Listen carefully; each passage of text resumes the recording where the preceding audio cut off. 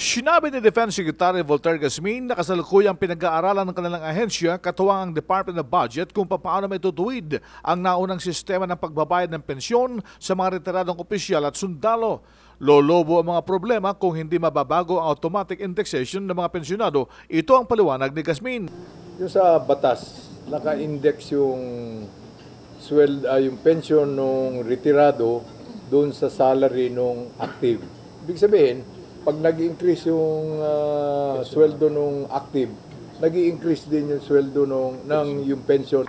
Lumulobo yung ating pensionado. Nag-aalala si Gasmin na kung hindi magkakaroon ng panibagong batas para mapalitan ang indexation ng mga pensionado, malaki ang kakaharaping problema ng gobyerno sa hinarap, wala nang maibayad pa sa mga pensionado. 2018 or 19, mas malaki na yung pension requirements kaysa yung sweldo ng active.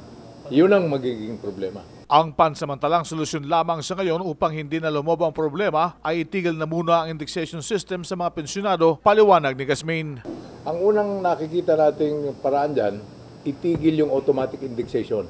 Ibig sabihin, hindi na kinakabit yung sweldo nung retirado at saka nung active. Ang pahayag at paliwanag ni Defense Secretary Voltaire Gasmin, si Campo Aguinaldo. Yan ang DZRH News, RH 911, Bing Formento, naglilingkod sa pagbabalita.